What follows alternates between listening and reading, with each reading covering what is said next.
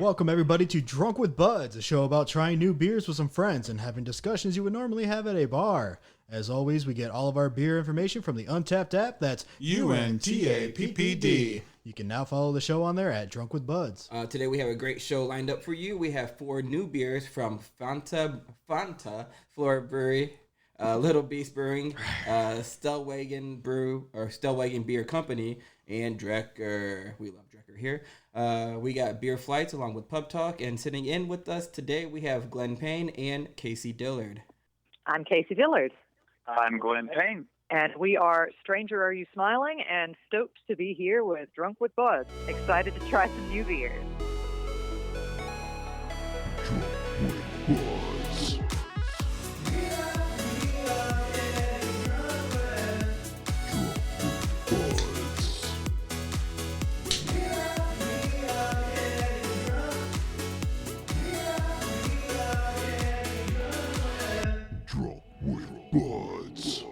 All right, everybody, welcome back. We are Drunk with Buds. I am Honer. I am your host today, and as always, I am with Two Tones. Hey, guys.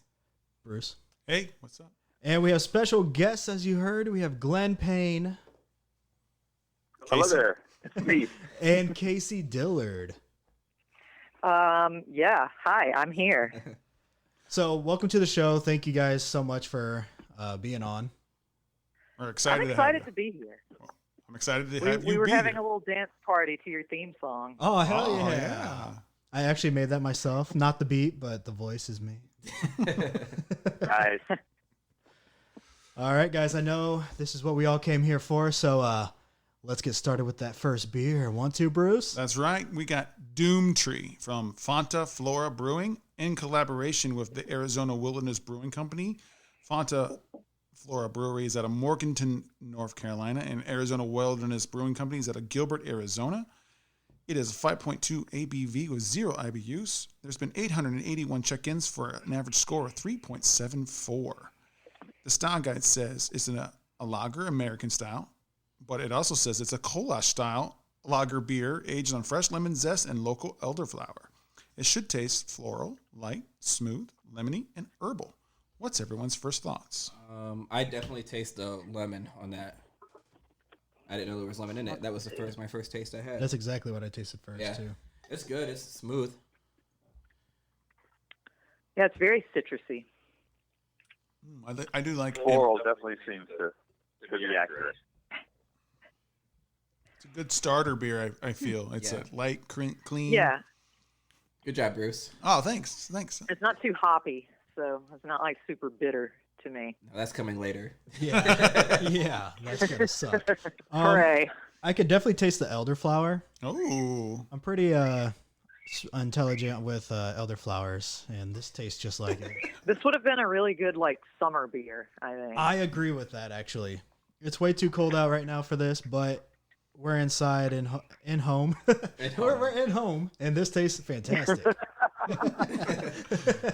Yes, I it's a good lawnmower beer. You know, you get out, sweat, or you're playing some b-ball outside the school, and then all of a sudden you crack open a Doom Tree. It's a good shower beer. I thought you were Yeah, gonna... they really love people cracking open a beer outside the school. I thought he was going to break out to the Fresh Prince theme Yeah, song. right? Me too. We're disappointed now that Yeah, that kind of sucks that you didn't. Oh, well, you should be used to that.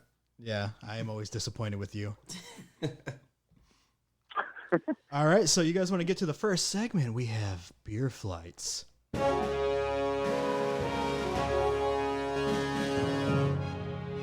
Who? What? When? Where? Why?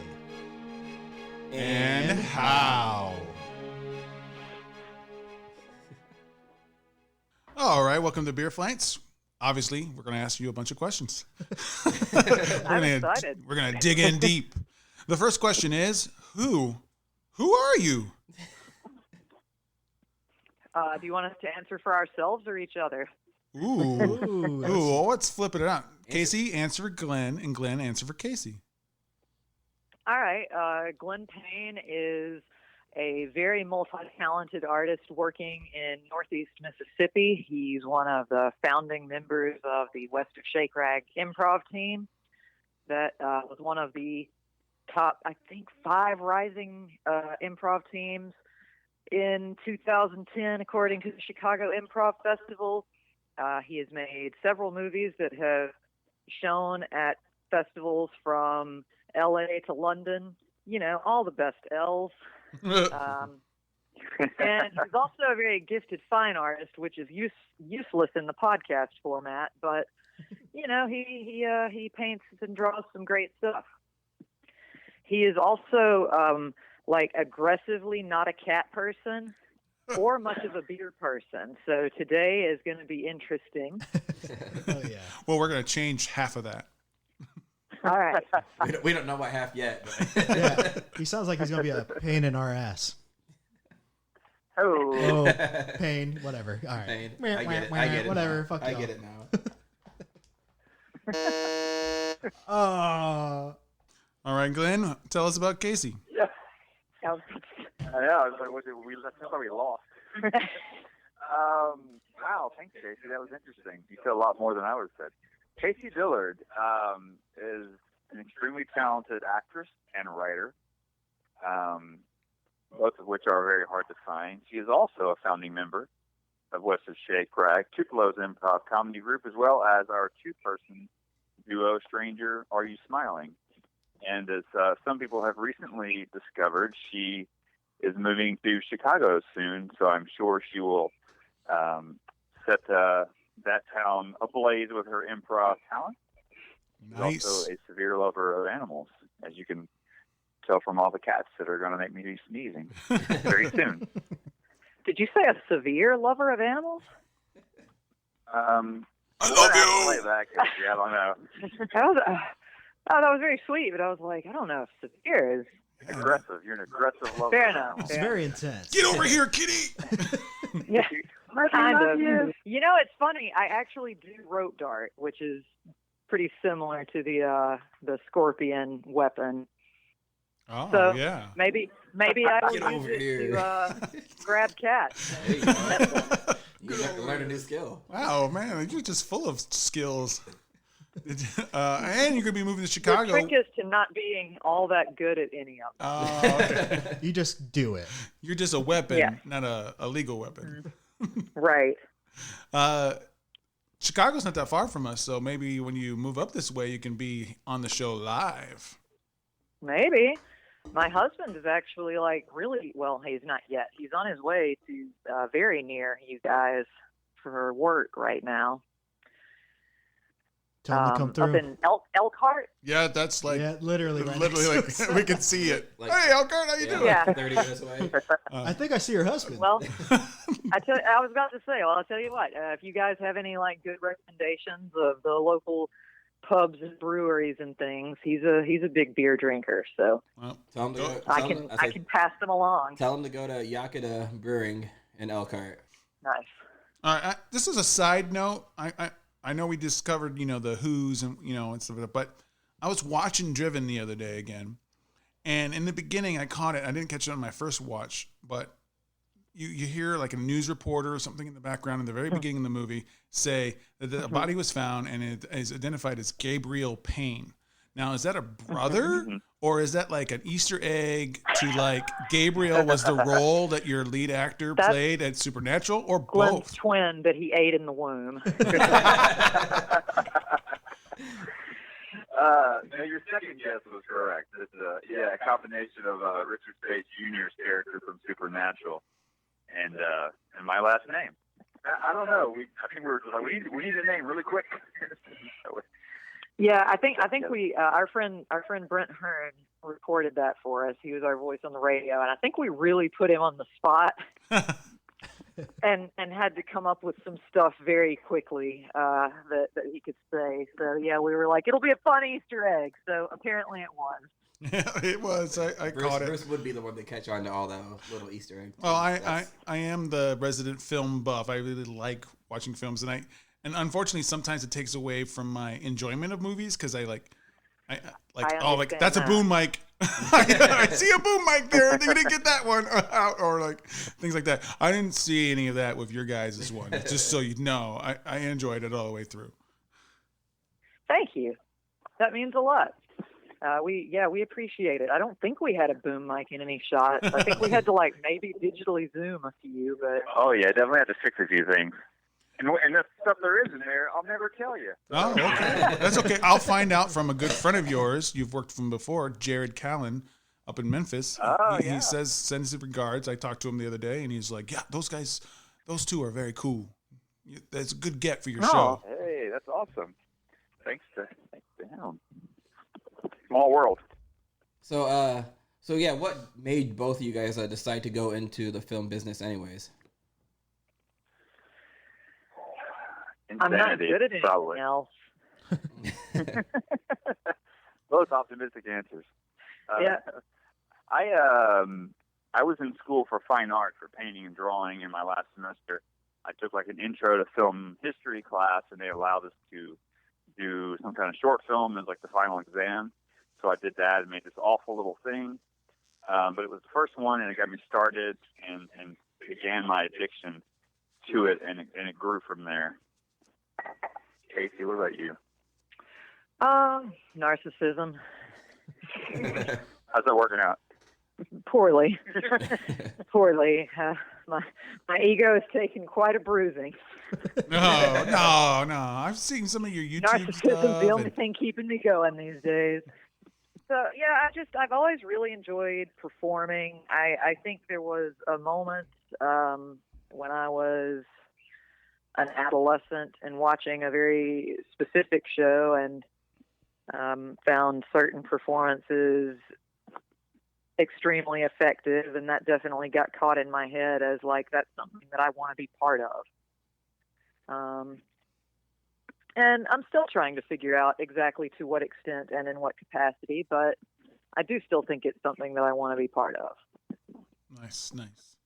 So, when was the best time, according to your preferences, to make films or be in them?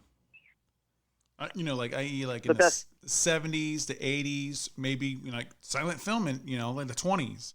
Where each of you, where would you like if you could just appear and that's where you're going to make films? As an actor, I think I would have been more successful in the 70s. I think there were more people who looked like me in TV and in movies than maybe there are now. And I just think that, I don't know, I feel like casting had a little more imagination to it. I'm not going to say that it wasn't still like a crummy and corrupt business in 1,001 other ways that only people on the inside know about, but like at least it wasn't kind of everyone in Hollywood having the exact same pace. Yeah. True. And everybody is extremely hot. I don't like that alternate universe where like just everyone's hot. Anyway, as far as like when it would have been exciting to be, I don't know, writing movies or something, who knows? I mean, really anytime. There's always exciting stuff happening in the movie industry. It's just a matter of whether or not it's going to be successful or supported, and you don't really know about that till after the fact. Mm-hmm. Well, I would say when the indie scene really started becoming a real thing with like, Clerks and when Tarantino and Rodriguez and those guys are getting started, you could actually break in through the Sundance kind of system and that thing, and that's all sort of basically over at this point. It's become something else now. But I think then if you were making movies and you were passionate and willing to put in the time and find the resources, you could actually truly kind of kick through the door, whereas now it's much more difficult now. There's a lot more people doing that, and those systems have changed quite a bit over the years. Yeah. That kind of reminds me of how voice actors nowadays, they're always getting picked for being celebrities instead of people with actual talent. Yeah. Yeah. Like you got like The Rock can do anything now. I mean, obviously Will Smith is great, but you're going to pick Will Smith over some local boy, you know what I mean? Like that actually has talent. You're going to be like, Will Smith is going to bring people in. Yeah, you're more for the name now and not their talent. Not really the talent, which kind of sucks because I noticed it a lot. You got Tom Holland coming into everything, and it's like, oh man, I wish somebody else would do that. I mean, I'm always used to hearing his voice now and Chris Pratt. And Glenn and I have been talking lately about just how these really impressive young actors kind of pop up, and they have like some indie success, and then they have like the blockbuster, and then suddenly they're in every blockbuster. Yep. And then through no fault of their own, people are like, I'm sick of seeing this person. Right. And it ends up being, and I struggle with that a lot, because I do get tired of seeing like the same person in every single movie. I'm talking about you, Marky Mark. I mean, he is the only guy in a certain kind of movie. Yeah, but Like, he's just playing Marky Mark. If it's a disaster where somebody dies heroically, he's gonna be there. Yeah. I think it just tarnishes their skill eventually, where like they could be good in the beginning. That's why we all started liking them. But then you start making repetitive, and it just seems like they're more typecast now. Exactly. They play the same character, but in a different movie. And it's like, well, I've already seen Spider-Man. I don't want to watch Spider-Man again in a different format. So let's moving on to the next question. Glenn and Casey, where would you love your next project to be shot at? Anywhere. No money. There's no object here. If you could film a project, where would you want it to be filmed? When you said no money, I was like, how is that different from now? Yeah, I was about to say, well, Meaning, like, whatever money you would need for you to be there, you have it. Yeah. That's a good question. Casey, do you have an answer right away? Sardinia. Oh, I would never have guessed that. I would never have guessed that, but like, oh, nice. Okay. It's an island outside of it's France for those beautiful. non-geography people. Yeah, I didn't know. It's very beautiful. If you've ever seen like the old movie The Black Stallion, Yep, I have seen whenever it. they were stranded on the island, that's where they filmed. I think a lot of that was on some remote beaches in Sardinia. So like, take a moment to picture just beautiful waters, rocky beaches, things like that. Not a lot of people. Like if I'm filming a movie there, yeah, let's go. Let me just travel to Sardinia for free. Every time I hear the name of that place, I feel like it's made up. Because of improvised Shakespeare? Yeah, I guess that's probably why. Yeah, because it sounds like a fictional. Yeah. Silly, It does. It sounds based on that theme. So. sounds like a fantasy movie planet. What about you, Glenn? There's a lot of things I could say. Tropical sounds nice. I'll go the opposite direction. Bless you. Thank Shut up. you. That's her joke. I stole it. I'll go the opposite and go somewhere incredibly cold with tons of snow and mountains and rivers. And as long as I don't have to actually do the filming, and this is all hypothetical, because I'm tired of being cold. Still from Druid. Yeah, I don't know, something like that. I'd love to do some kind of horror movie and a lot of snow in the mountains. Well, if you like snow, I have excellent news about where I'm moving, friend. Yeah, there's snow on the ground today. Yeah, snow today. Oh, wow. Mm-hmm. Yeah, it sucks. Yeah, it sucks. We're not ready for that. All right, so this is another driven question. So I finally finished it this morning because I got around to it.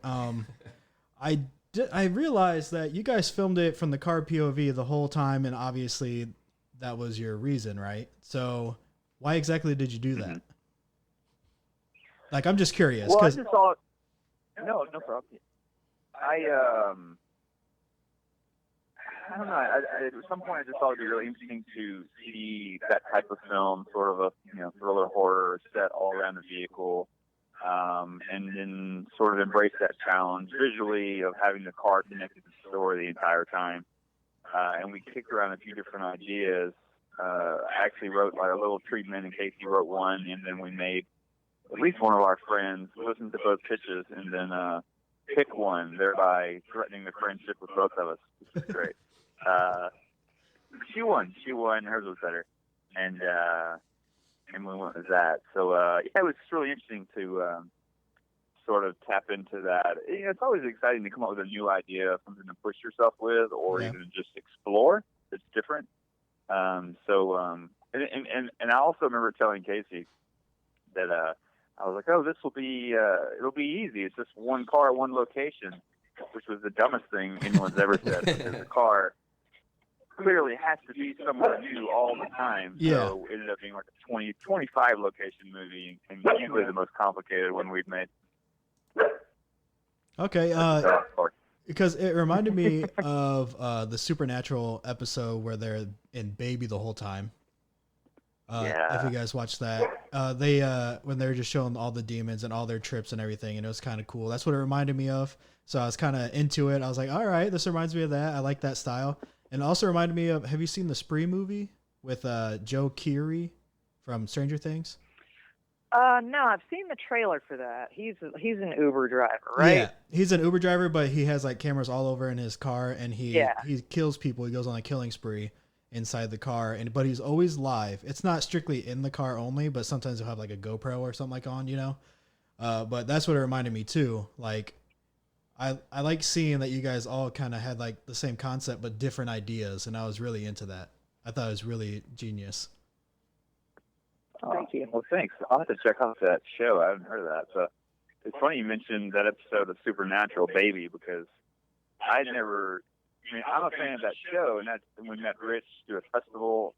He was on the show, and we were developing the story in case he was writing on it. I don't remember exactly what stage it was, but it was already like a thing we were definitely going to do. And we had either talked to Rich already or about to, and as I'm watching episodes of the show, I come across that one, which I loved, and I was like, oh my God, like he's gonna think that we just are ripping this off completely. He's like, I love that idea. I was like, oh man, it's like they're running around fighting demons, for lack of a better term. Yeah. In a car, Oh yeah. It worked out fine. It did. It is a really good take on it. What was it? Oh damn it, I had it. Somebody else move on because I forgot what I had. Well, I was gonna say, since you obviously didn't rip them off, how were you inspired to make the POV film like in the car? Then, like, how do you get inspired to make those type of films? Or is it like something you saw, something you read, or just like woke up in the middle of the night and boom, I'm gonna do this? I actually, there's a couple things. One is I take a lot of road trips in general, just around the country for one reason or another usually. So that sort of connection to your vehicle was always sort of strong with me. So that was kind of there and kind of interesting. Then I saw a movie with Tom Hardy called Lock, which was all inside a car. I mean, it was just a drama, and it was just him. Like, he's just making phone calls for like 90 minutes. But it was just, I thought, really captivating. And then that kind of spurred the thought of, what if you did this in this different genre? So that's how it came together for me.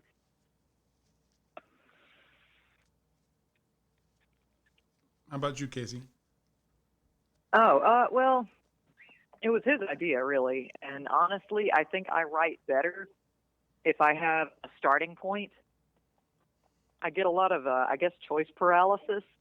And so it helps for someone to be like, okay, then write a movie where nobody can get out of the car for a while. Okay. So, like, now I have this challenge in my head.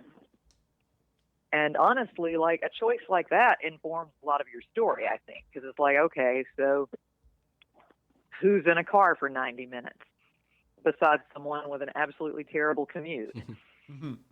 But, I mean, even that could, be a good story, but it's just a matter of, like, finding the one that you think fits best what you're going to want to tell. And, of course, with us, the unspoken rule is that you're always trying to think of something that you can do cheaply, so... you can't really do like a high concept sci-fi thriller with You try. I mean, yeah, you can try, but yeah. I'm talking about like as far as like in a car and like there's aliens coming or something. Sure. You can't do something like that. Again, you can try, but it might not go very well. Right.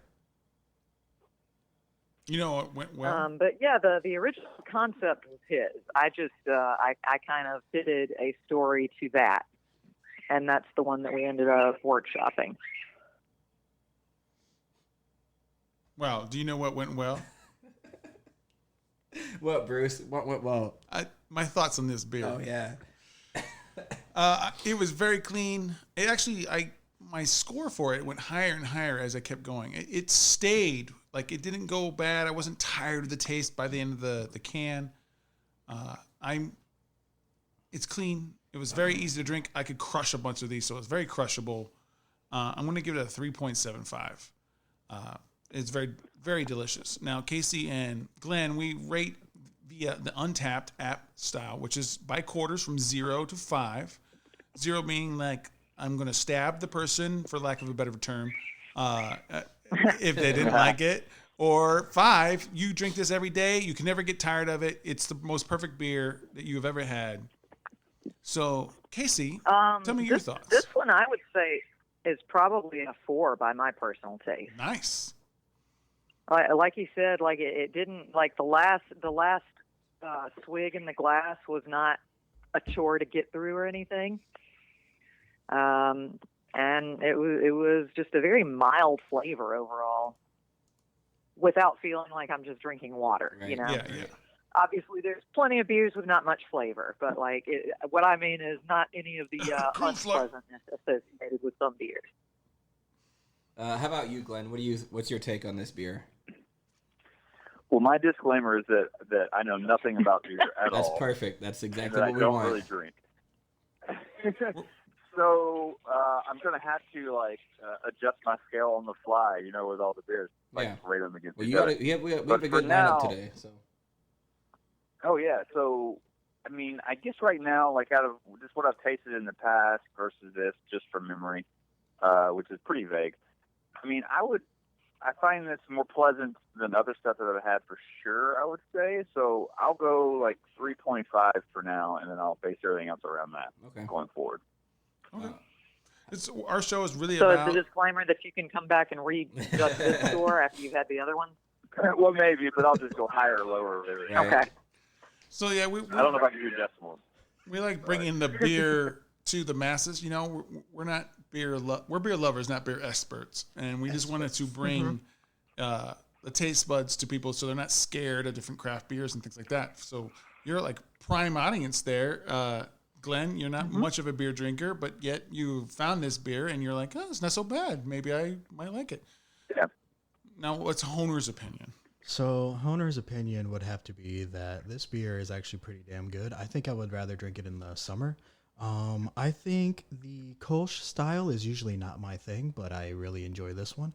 And the lemon zest really sets it off, but I think it could not be done without that elderflower. I think that herbal usually gets out, you know what I mean? I don't like the lavender ever in it when we have those kind of beers and shit. Yeah. The herbal always takes me out. But this elderflower actually blends very well with this lemon zest. And so with that, I end this off with a 3.5. Nice. My description And is I will not... say that while I described it as an excellent summer beer, it's pairing very nicely with Little Debbie Christmas tree cake. Oh, So- fuck Oh, yeah. wow. Nice. Nice We love pairing. that. We love that. Yeah, my description is not going to be as well as Honer's. I'm going to give it a 3.25. It did get better the more I drank it. I think I had it at a 2.75 when I started. It's smooth. I like the lemon flavor to it. That was the first one. That was the initial flavor I tasted. It's a good shower beer, I think. A long, hard day work during the summer. You get home and you just want to crack open a cold one. I think this would be a good one that you can take in the shower and just kill it in the shower and relax. Kill what in the shower? Everything. So we're going to go to our shop break, and we're going to play the Driven trailer. Here we go. Yeah, we are. The body discovered in Phillips Park has been identified as 24-year-old Gabriel Payne. Authorities are asking for any information.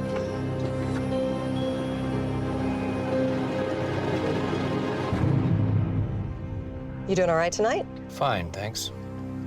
And where are we heading? 22 Elmwood Drive. Then I need you to... Oh, multiple stops. Yes. I'll be out shortly. We need to go. Please don't hurt me. I'm not going to. Please don't hurt anybody. I'm not. Really? Let me explain. Officer, I need your help. This man is dangerous. What are you doing? Step out of the vehicle with your hands where I can see. Oh, no. I need you to drive. There. evil spirits, dark entities from another plane. There's a window between their world and ours. Tonight, I can get rid of them for good.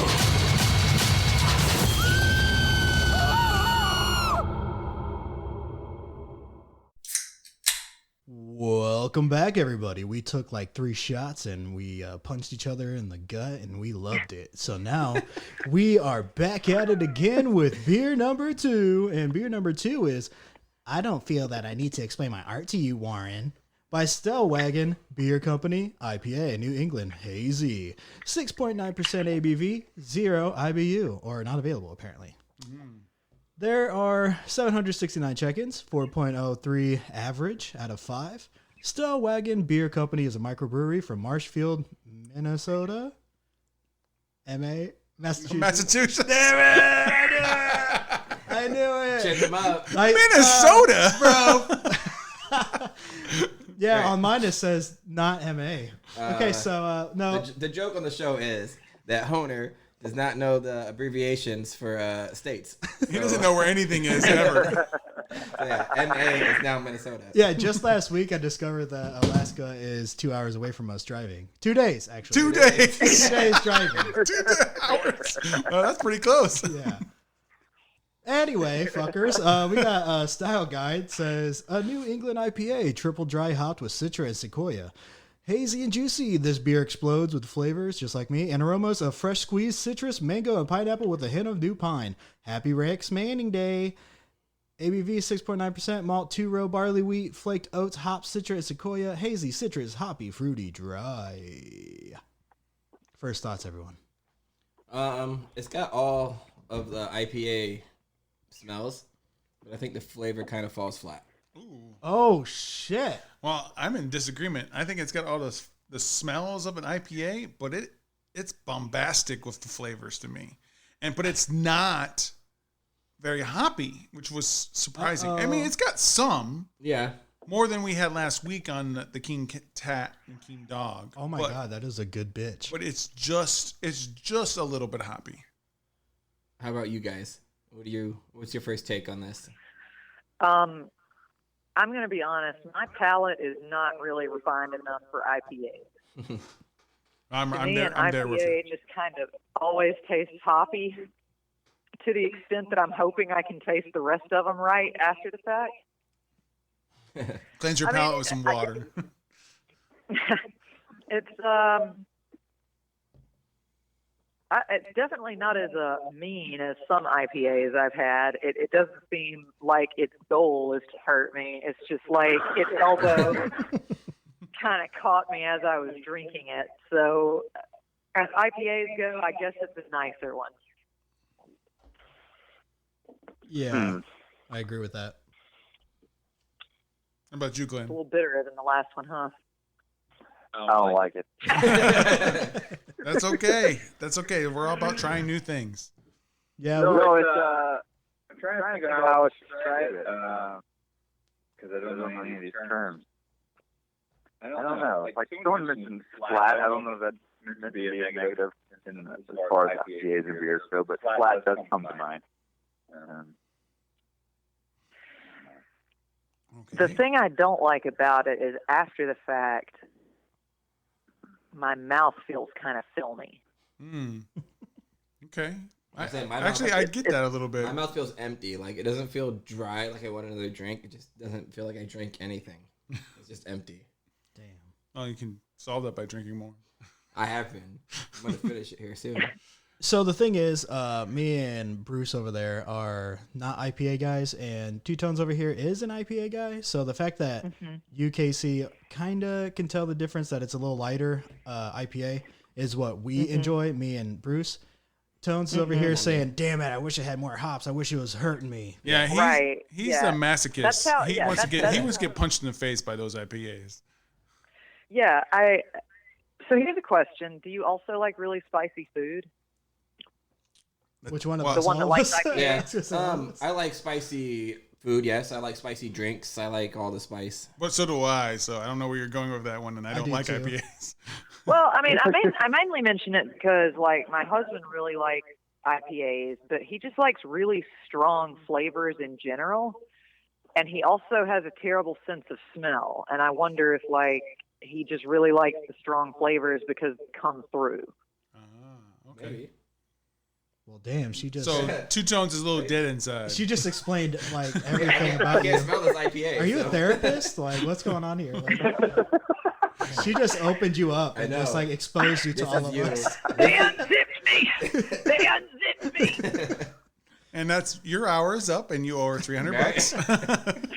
Not only is she an aggressive animal lover, I'll invoice you later. It all comes down to the fact that you weren't given enough verbal validation as a child. Long story short. Damn it, you're right. damn. What was that movie, Casey? Was it Can't Hardly Wait? Like a teen comedy, rom-comish? Yeah, that was a The teen guy comedy. goes... the guy goes to a high school party, never drinks, and he drinks beer, and it's fine. He started yelling, everyone, the beer is gone bad. Oh, Oh, yeah. yeah. And then he sings That's Paradise City. Paradise City. I feel like that Bill Burr Saturday Night Live. I'm sorry, my dog see a dog they hate. Hey, Oh, I just thought they were mad about the IPA, too. stay out of that window or I'll kill you. Oh, shit.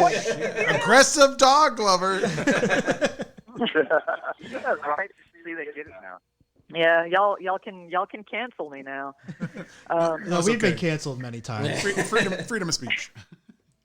Yeah, it's just how I talk to them. If I wanted them dead, they'd be dead by now. Come here, Milo. Stay that way. Come here, my love. I also like how I'm like, I don't like this, but I'm still drinking it. I did drink a lot more of this as I tried to figure out how to articulate it. Well, we appreciate any and all sips.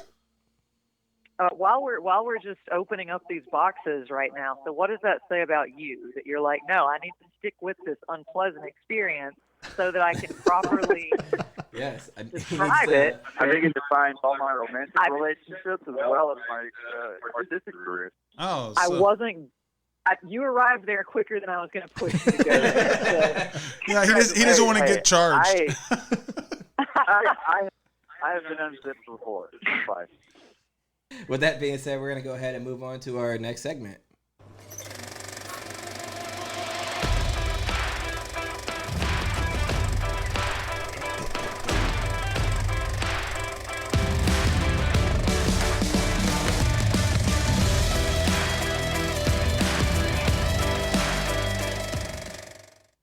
Pub Talk.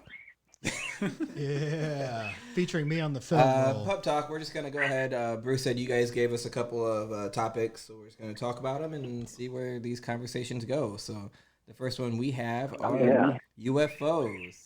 Are they real? Are they not real? Anybody have any experience with UFOs? So recently I drove from Los Angeles back to Tupelo, Mississippi. And along the way, I stopped in Roswell, New Mexico, because I've always thought that would be very cool, and anything supernatural-ish, like UFOs, seems interesting to me. So as I was there, I was kind of doing all corny, cheesy stuff. It was a lot of fun. And I started listening to podcasts just to get into the vibe about UFOs and Area 51. And I came across this Bob Lazar stuff, the guy that allegedly worked at a facility at or near Area 51. We talked about UFOs and how he claimed he worked on one, and then kind of went down that rabbit hole of different findings, and also got to check out the UFO Museum in Roswell, which is really cool, if you're into that kind of thing. Yeah. So, I don't know, it's some pretty interesting stuff, and it's kind of neat to hear people sort of bashing credibility of individuals that support some of those things, and vice versa, trying to back them up and support them. So it was quite the rabbit hole to go down. I've seen a map recently of UFO sightings from 1990 to present day, and ironically, though I've never seen anything personally myself, the Chicagoland, Northern Indiana, Southwest Michigan area is high in sightings. I was like, what, really? I haven't seen anything like that, but Yeah, me neither. it's kind of crazy for anyone to. I feel it's kind of crazy to believe that there isn't other life, just because of just the mathematics. Of the whole thing. Yeah. I mean, as far as UFOs, that's almost its own topic. But as far as like life elsewhere in the universe, full offense, but I think it's stupid not to believe there's anything else. Yeah, that stretches credibility way beyond aliens. Yeah, I mean, it's the mathematics of the thing. Like, you're saying that, like, out of everything ever, this is the only planet that can do this. Oh, it's just us. We're that special. Yeah, we're not that special. No. Hey, speak for yourself. I'm special. I will also say that, so, Glenn said that he just came back from LA. I actually drove with him out to LA when he was first moving out. And driving across the American Southwest, I am now more convinced than ever that not only are aliens real, but yeah, they've probably been here at some point. Yeah. Because there's just too much space. Yeah, there's just a lot of remote wilderness or whatever. Yeah. I guess. Mm-hmm. I mean, there's all those other things like and just flat, even land that you could easily land something in.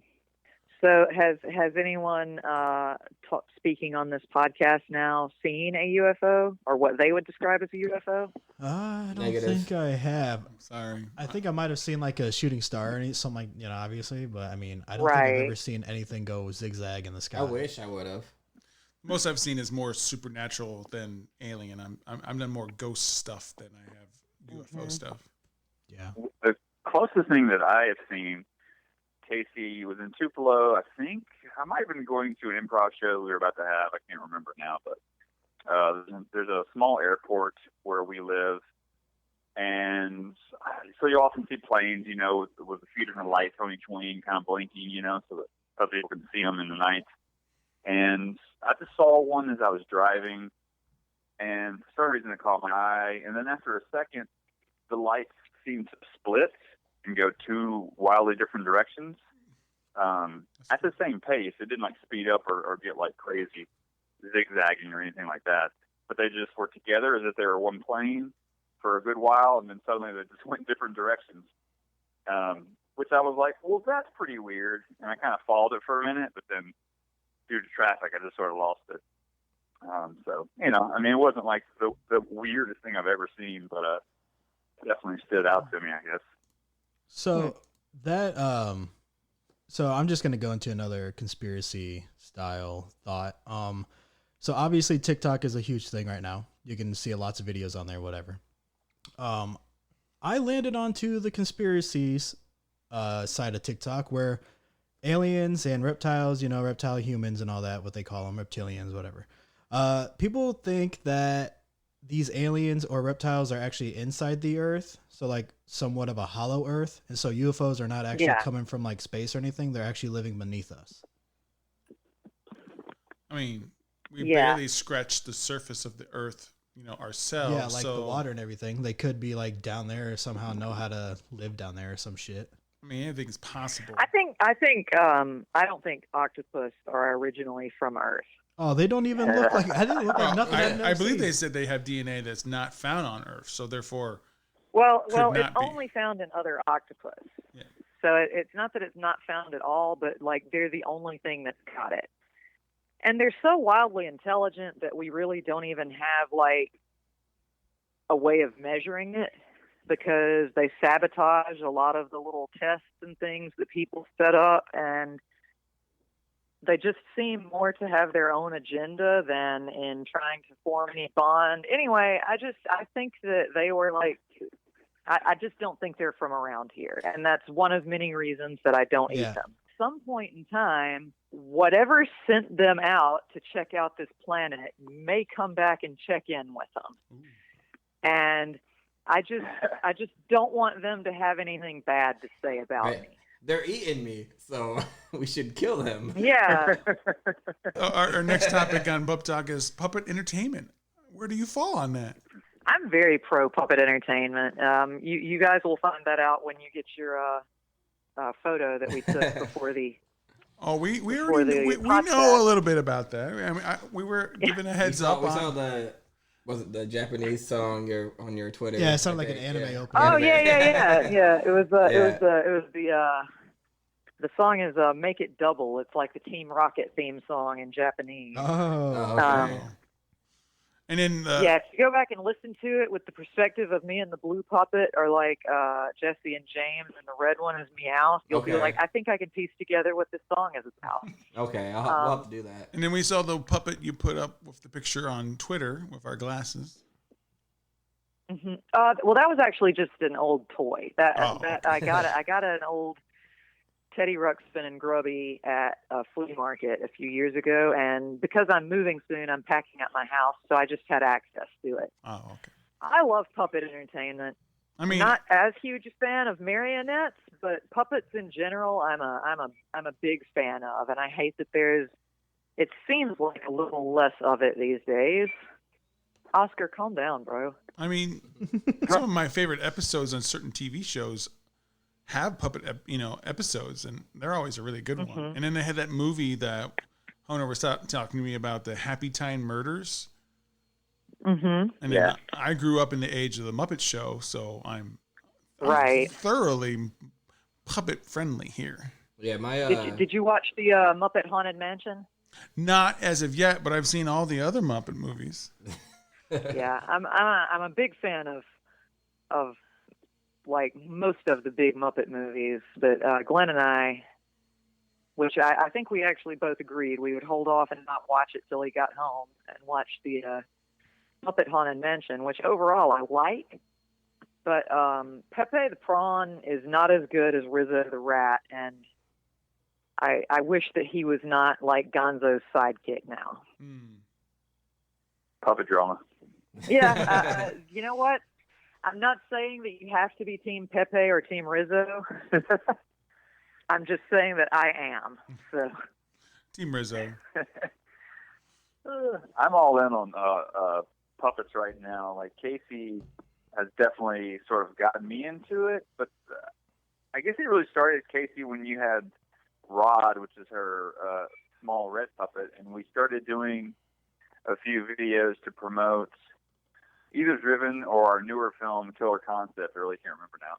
But he's not in the movie, has nothing to do with the movie whatsoever, but we're just like, let's make a promo with the puppet, just for the hell of it. And this is like so much fun. I don't know. It just like brought me so much joy that I'm like, keep doing this.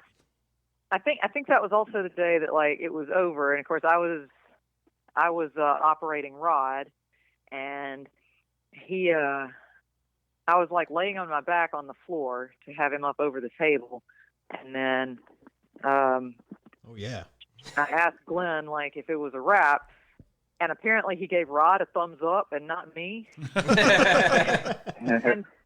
And I think that might have been a moment where he was like, people really are willing to kind of suspend their disbelief if they're having a good time about puppets. That reminds me of like Crank Yankers.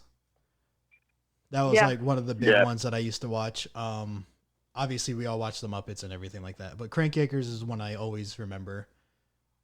I remember the Angel episode where he got turned into a Muppet. That was funny. Oh yeah, I remember that one. That was really good. And then even Community did a puppet episode. Community did a puppet episode. Yeah. That was a very good one. The thing that I like about the Muppets in particular, but like puppet entertainment in general, is that if they don't go the route of casting a celebrity to do the voice, you just get to focus on whatever they're doing on screen. That's another thing that people don't realize gets to be a problem when you just cast the same same seven people in movies over and over again. Well, then is that it gets harder to see like Chris Pratt, or rather harder to see Star-Lord, because like all you're seeing is Chris Pratt because he's all you've seen for the past year. Yeah. Whereas like with Kermit, not only do you just generally probably like Kermit more than Chris Pratt, but like you're like, sure, he's just a character in this movie, and I'm along for the ride. Yeah, and the voice fits him and everything. Yeah. We're just going. It's Kermit talking, not an actual person behind it. Yeah. So what's behind your thoughts on this beer? Honer. On this beer, Yeah. How about you, Casey? I wish that my I'm You trying had to think more. how to work it into puppets, but it isn't. I wish that someone would beam it up into their ship. And Take it away. no, I'm just kidding. I don't know. I guess my score for it as a beer would probably be pretty low, probably on the 2 side. But like as an IPA, probably a 3 something, just as far as my personal enjoyability. We'll say a 3. All right, a 3. I'm giving it extra points for being less terrible than other IPAs I've had. Well, I feel that. I'm gonna go ahead and give it a 3 also, but that's because I wish it had more hop to it, I guess. So, we had the same score, but for different reasons, I guess. Different reasons. I'm pretty close. I'm a 3.25. I liked it more than I thought I would because I'm not an IPA guy. I liked that it didn't have that hop, the citrus things, and I would order it if I felt like I needed to fit in with other people drinking IPAs. I'm like, well, I might as well find one that I like. I was actually gonna say, like, if you are a big IPA drinker and your friends are not, this would probably be a good one to have in your fridge. Yeah. Yeah. For you. I think it's like a little stepping stone in between. It is. It's a good introduction. How about you, Baby's Glenn? first IPA. Glenn. My first instinct was a 2, so I'm gonna stick with that. Okay. Don't have any intelligent answers to why. However, I do enjoy their font, so bonus points for that. Very cool. Well, and you're an artist, so your opinion does actually matter on the graphic. We have given Yeah, extra really- points really for can good. art before, so You have. might as Yeah, well give give a little points bonus for point for font that. art. He actually didn't like the Doomtree label very much. Ooh. Damn. Yeah, I was dragging on It it. does. So, It does so look like, inverse relationship. It was like the first one, I think he liked the beer okay, but did not care for the artwork. But this one, this. beer is a no-go. Yeah, that Doomtree art looks like something you'd find in your grandmother's wallpaper. Yeah, it's It looks like wallpaper. it looks like bathroom a wallpaper. an IKEA like painting. Well, it doesn't suggest Doomtree, that's for No. sure. Is that what flower is? I think that's probably Daffodil? elderflower. Probably your elder I was thinking of a daffodil. What is not daffodil? Is that what the fuck I'm thinking? Baby's of? breath. I think you're thinking of baby's I'm thinking breath. of the one that you blow and it goes. That's daffodil. Oh, Daffodil? that's a dandelion. I was thinking, Yeah. Oh my god, a dandelion. Hunter, why you're wildly wrong about your flowers and things? Why don't you tell us what you're wildly right about on your opinion? So my opinion, guys, is gonna be that I'm gonna give this a 3. I'm gonna give this a 3.25 as well because it's actually pretty good for being an IPA, but I probably want to drink another. Nice. So we're gonna play some music into the next shot break. Yeah, we I'm are. so excited for the Yeah, next one. the next one is coming up soon, but right now we're gonna take a little musical break with this next song. And Honer likes to rap every now and then and jump in if you know how to freestyle. But maybe I won't. Who knows? He will. Yeah. Yeah. Where's the beat? Yeah. Intergalactic, absorb me, put me into your plastic container. Look at you, man, can contain her. I can just give her over, hand her over like Arnold Schwarzenegger did in Terminator. I don't know what that means, but I said it anyway. Gonna spit every day like I say, hey, hey, hey. Alien race coming to your life. They're gonna take your life and blow your minds. You know that they gonna suck your brains, fuck your ass like a probe in the main. And I do that and I run away. Everything I say, yeah. No idea what's going on anymore. All right, synthwave, no copyright, alien ruins, cyberpunk royalty-free background music by White Bat Audio on YouTube.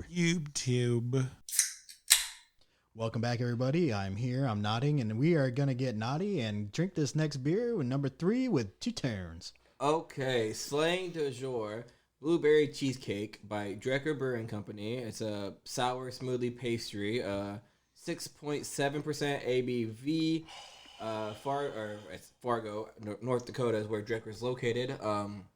I really love the fuck Drekker yeah. Brewing Company. The style guy said it's blueberry cheesecake, slang de joie, sour a la mode, is completely stuffed with blueberry granola, cream cheese, lactose, and vanilla beans for one of the blueberriest, cheesecakiest flavors we've cranked out. Now, we recently found out that, Juneau, Alaska is 2 days drive away. Fargo's on the way. Guess what? We're stopping at Drekker because this is fantastic. I like it. Sorry. I don't know what order we need to go in. For this. No, just there's go. no order. Just go. The So, moment's my got first thought, you. even when I was pouring it, I was like, this is a lot thicker than the last two. This is definitely a smoothie sour, as they call them. Yeah. It's so good. But I mean, I like it. I'm enjoying the flavor. I was afraid it was going to be like extremely sweet, but it's pretty mild. Well, the sour style usually has, sometimes can get really sour where you get punched in the face, but this one's got a good balance of the sour and the sweet. It's not as thick, actually, as I was thinking it was going to be. So that's cool. It's kind of quite smooth. thin. How about you, Glenn? What's your first thoughts? Yeah, definitely is milder than some of the others, which I like. And smooth is a good way to describe it. I don't hate it. I don't hate it. Right now, to me, I'm tasting like somebody put like blueberry cheesecake ice cream in a thing and like melted it and just poured it down my throat. And like I get that the chunkiness of it. I get the granola on the end. I do actually taste like that slight granola feel to it. So there is kind of like something kind of nutty on the end. Yeah, there is a little. Yeah, to kind of help the cheesecake balance in there. Yeah, I'm a fan. Of course, to me, anything cheesecake is pretty hard to get wrong, but I think this is good. This is pleasant. This is like a good dessert beer. Oh, absolutely. I mean, I would drink I it whenever. This and like some berry cobbler and some ice cream or something. I mean, someone who pulls out their crappy IPAs, two tones. I'm gonna pour myself a Drekker here. I would rather have this unless the IPA is by Anchorage. You know what? Right the fuck now. I'm gonna go outside naked. I'm gonna take this drink with me. I'm gonna make snow angels and just dump this down my throat. I don't give a fuck. Oh, before you do that, can you move us on to your? Oh yeah, sure. Let's go ahead and hit it. Dive bar review, dive bar review, dive bar review. 1 star or 2, 3 star or 4, maybe a couple of 5s. Dive bar review, dive bar review, dive bar review, dive bar review. Dive bar reviews is where I read 1 through 5 star reviews for dive bars I'll probably never visit. All right, let's do this thing. Today, we're digitally visiting Steele's Dive in Tupelo, Mississippi. All right. You guys ever been there? Yeah, we actually, our show Stag Wrestle Paranormal, a scene was filmed there. Oh, really? This sounds like someone did their research or got lucky. Yeah, probably got lucky. Yeah, I got lucky. I had no idea what I was there's doing. only so many bars here. So. There's also only so many places we haven't filmed in Tupelo. So that's true, too. We're running out of locations. Oh, yeah. shit. South Bend, Indiana. You guys can film me naked doing a snow angel drinking this beer. In the background. Has nothing to do with the movie. Do you think that they would sponsor and produce our movie with that imagery as advertisement? Yeah. Okay. I mean, cool. Let's. This is South Bend. We got kinky things going on. Yeah. We'll get you sponsors. Where do you think the name South Bend came from? Whoa! I've never thought of that, and now I cannot get that out of my head. Damn. You're welcome. Thank you so much. Holy shit. All right, so we'll start this off. Jada McElwain starts us off with a 1 star. I wish 0 stars was an option. This is what this place deserves. The management is absolutely horrible. I will give credit to our server because she tried to make things right. I hope that the other staff, security, and the management gets help. These people have serious ego issues and just want to find someone to boost it. The security was manhandling people and escorting people out for absolutely no reason. They were just having fun and were not harming themselves or anyone else. You know how you give a 0 star? You don't fucking rate it. Yeah, leave it alone. Yeah. You didn't even have to make a review. But thanks for your opinion. Yeah, that one's really hard to weigh in on. I haven't sat down and had a conversation with all the security and management. I don't know how ego-driven the experience is. True. And they could have had an off day.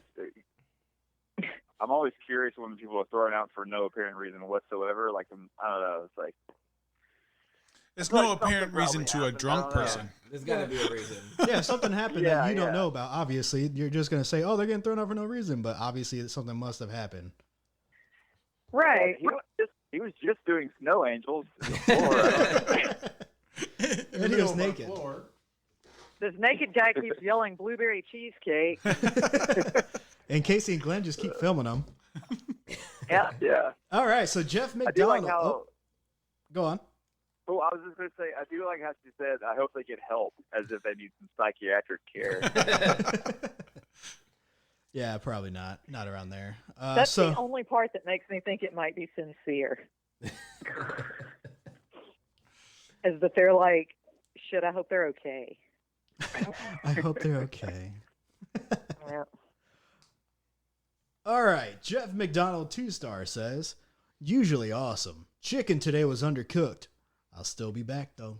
Hey, that's all you get. It's a 2-star. You're gonna come back, but it's 2-star. Hey, what are you doing here today, Jeff? The chicken was undercooked. The question isn't why won't you come back if you've had good service there before. The question is if you've had good service there before and you're coming back, why are you choosing today to give them 2 stars, Jeff? Yeah. Fucking Jeff. Yeah, Jeff. We hate Jeffs here. Yeah. Just ones in Tupelo. Yeah, I'll sign off on that. I hate Jeff. Oh, fucking Jeff. I don't know. Their next movie, the lead is named Jeff. He and he dies. He probably spells it with a G. He's our opening G. Joe. Yeah, GEOFF. Yeah, that's why I hate him. He actually barely gets a line out. They're like, "Look out, Jeff," and he's like, "What?" Decapitated. His name's Jeff Payne. And Drunken Buds has got a wine coming. Drunken Buds has got a movie coming now. 2 seconds into the movie, he's dead. Yeah. And his name's going to be Jeff Payne. I don't know if you guys heard that. Jeff Payne. Yeah, definitely. All right, so Hollis Monaghan with another 2-star. Staff performed poorly. In treating a customer who was drunk, fell, and hit his head. Staff should know first aid. Do you guys agree with that? Do you think staff should know first aid? I feel like not everybody knows. Somebody who's on the clock should know first aid, Just but not one person. everyone. At least one. Like the bouncer. Yeah, someone should, but like unless the company's paying for them to go and like take that class and get certified, no, they shouldn't know first aid. Right. If It's a fucking bar. Yeah. I wish they could define that they need to know first aid. Like, did they crack his skull open? Was there blood everywhere? Like, what are we talking? Like, what's the level of Yeah, I mean, they did just say needed, expertise? They did just say he hit his head. They didn't. I mean, if they would have put a picture with this comment, I think it would have been better. Like, so we can see if just hit his head. he's got a whole ass head wound, you know, a concussion. Yeah. Right. But I mean, if I just fell over and it bumped my head and nobody gave me CPR, I'd be like, okay, cool, thank you. I just survived a fucking head. We need details, Hollis. Yeah, no one's giving you CPR. Yeah, they'll just use my body to mop it up. All right, so Zach Algamal, 1-star, says, I just wanted some food. Didn't know there was an age limit to buy food, LOL. Age limit? He went to a bar, so he's probably under 21. But he just wanted food. So, yeah, you hear that makes sense. Yeah, when I was reading this, I was like, why would you? He probably just tried to wander in and be like, I just want to get I want to get some food from you guys. Oh, And okay. they said, what's a bar? Oh, you gotta be 21? Okay. Well, it is Tupelo, Mississippi. Isn't it the drinking age like 12? Is it? Casey, We're do the you have Bible to be Belt. 21? No, my hometown just started selling beer within the past decade. So, Can't you just buy food there though? Like, I don't understand. Maybe you could if it was That's like weird. a Pickup like order? A pickup it order might be during or certain hours, or it might be during, or it might be certain Like parts a- of the restaurant. like a food you know service. how Steele's Dive has like 12 different sections. Yeah. Like maybe if Which, they well, had I a, mean, to family be section. fair, if that is your policy, that does need to be very clear. maybe if they had but- like a ferry that would just come pick them up and bring food delivery. Maybe Like a ferry, like if with only. wings. It was Yeah. reference to the movie. Driven. For lack of a better Lack of term. a better term. Yeah, I like it. I hated it. His joke right there. All right. So Julie Smith with 3 stars says, had a great time until I had to go to my car for something and wasn't allowed back in. Although I had an armband and a table and a tab open. I really had to use the restroom and asked if I would be escorted to the restroom up front. They wouldn't even do that, even though my purse was in the back. I nearly peed myself in front of their door. Okay, she messed up. She was able to leave without paying. She should have just left. Well, her purse is there. Her purse is there. Come back tomorrow and say I left my purse. No, she said she started a tab, so they probably already have her credit card on. Come on, Bruce. I feel like we need the murder she wrote this. Did she go outside to pee at her car and come back in? What She happened? did say, I just had to pee. I don't know. Yeah. All she said was I had to go to my car. I think she went out to get something from her car, and then while she was waiting to go back in, she had to pee. But yeah, it was Yeah. a little confusing But the way it was presented. Maybe she was too drunk, and they said, okay, she left, she's not coming back in, and then she came back, and they're like, no, just go home. She had an armband though, so it's like, oh, you should let someone in with that. Is And this then if their dive bar purse- an armband type of Agreed. place? I mean, if she has her armband, wristband, whatever, blah blah blah. If she has that, she should be allowed to go back in. And if her purse is there, check the fucking purse. Her ID's in there, or Agreed, her yeah, credit card yeah. is up front. You should let the girl in, and then maybe let her go pee. And like, even if she was being unruly, like, just get her purse. Just be Yeah. like, we'll walk you up there to get your purse. Yeah, just throw it at her and make her pee in front of you. I don't know. Make her pee in front of you. Or in the bag or purse, whatever. In a Fucking bag or the purse? Yeah, Wow. I don't know, What are you dude. doing? What do you think these Mississippi people are doing? I don't. I mean, it is IPP. Oh. Uh, Is that the acronym? No, it's not. All right, so moving on from whatever the fuck Freaky Bruce was saying, Mark Work with a 3-star says, everything was great, but one of the bouncers was a little out of control with some girl, but outside of that, it was good. Sorry. Yeah. It's probably the girl that was trying to go pee. All right. We have. I have no idea what we're talking about. Wow, that beer is really hitting him. I was just going to mention that, like, the security is kind of consistently getting mentioned as Yeah. a con. So, like, maybe that is something that they should examine. Yeah, true. All It's right. not for me to say. I'm not there. Like, maybe everything is being handled perfectly reasonably. But I'm just saying the security is coming up a lot. Yeah. So they could be a little aggressive animal lovers too. For lack of a better term. All right, Carol Trainer with a 5-star banger. Whoa. Brr, brr, brr. Brr, brr, brr, brr. Don't do that again. All right, so great bar, place to go for great food, music, and fun. Staff is friendly, back porch is fun, and the place to go for live music. We'll definitely be back. Well, So the fact that they got a back porch for live music is actually pretty dope, I think. I think I would like to. Yeah, I agree, Yeah. because it means that you don't have to just blow out the front of the house with music. Exactly. Right. Yeah, okay, well, good. I'm glad she had a good time.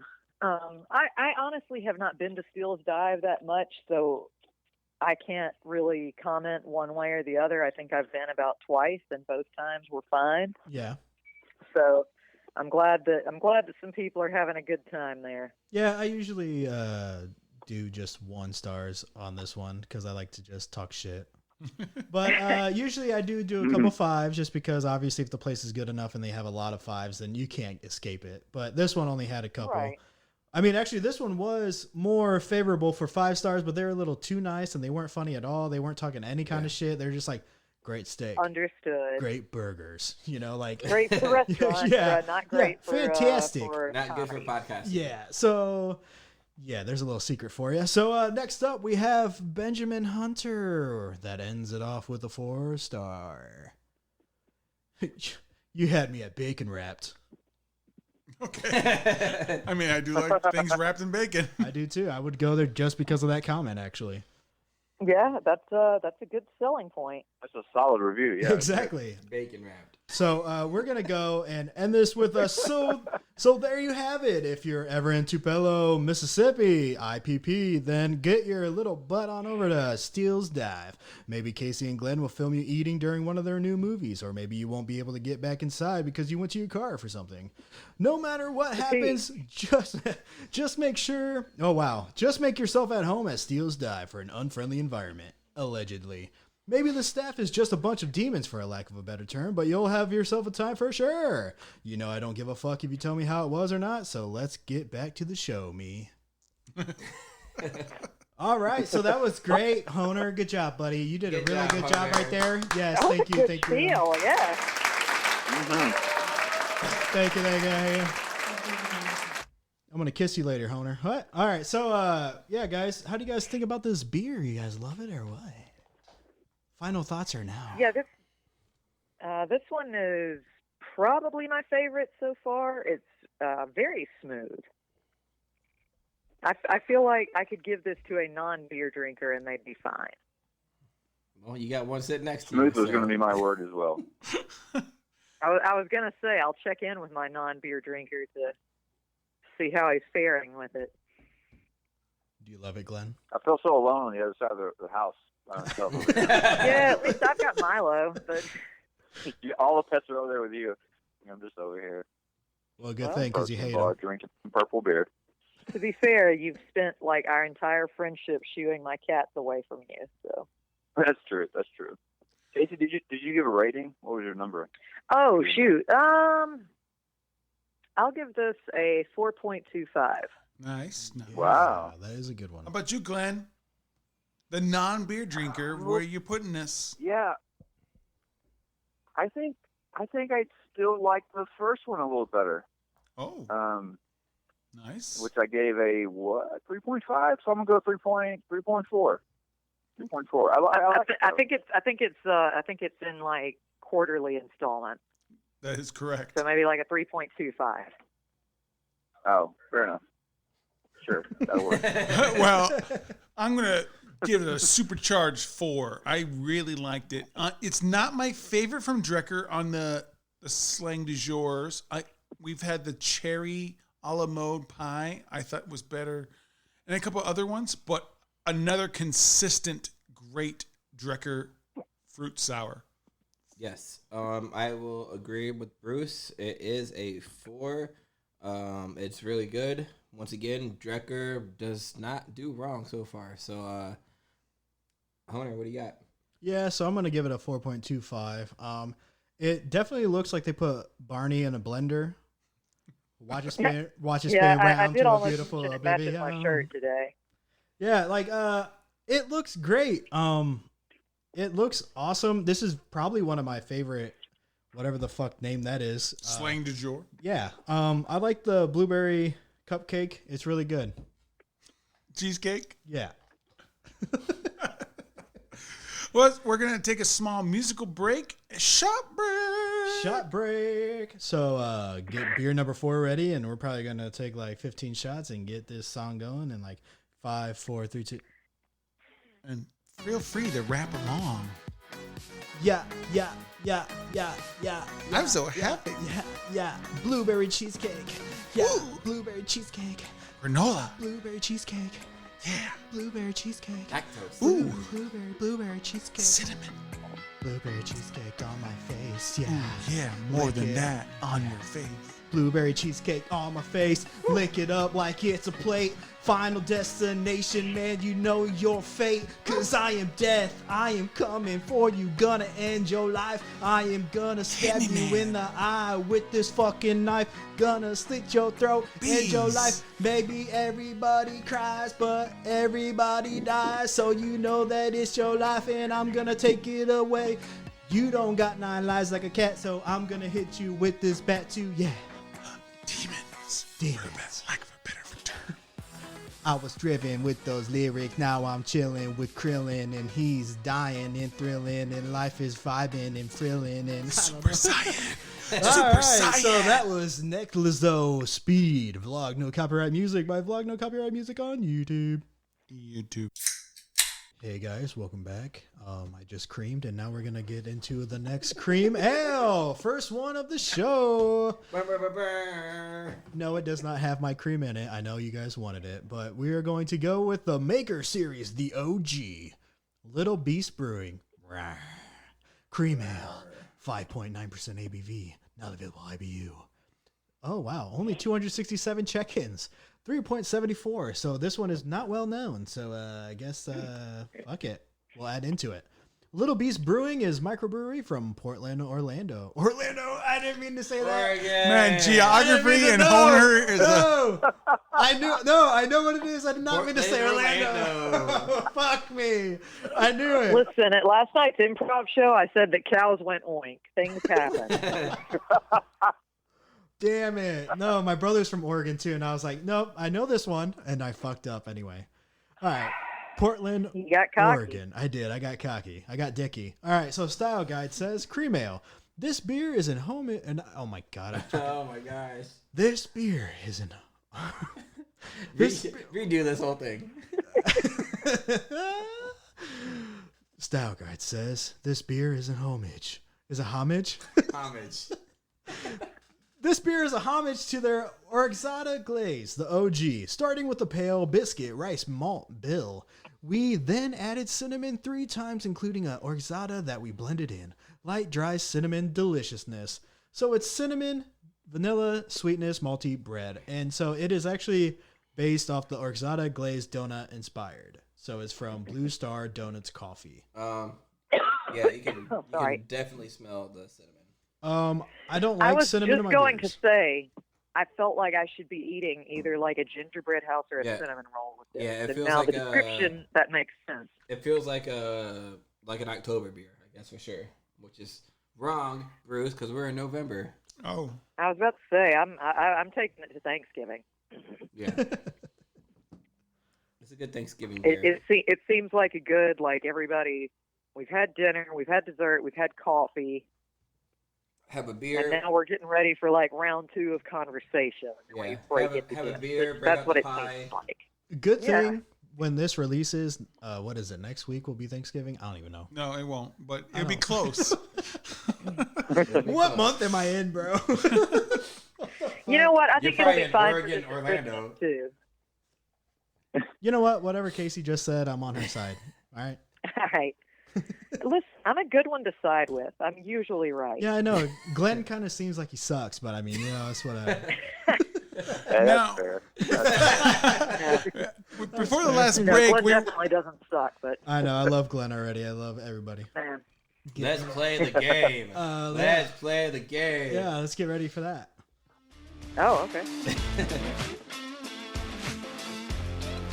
Bruce. I actually didn't even taste this yet. Bruce. That's what she said. Bruce. Trivia. Bruce. Welcome everyone to Bruce Trivia. We're playing not Name That Brew, but Name That Film. So we're gonna give you a one word. It's gonna be a decade that a movie trailer was put out.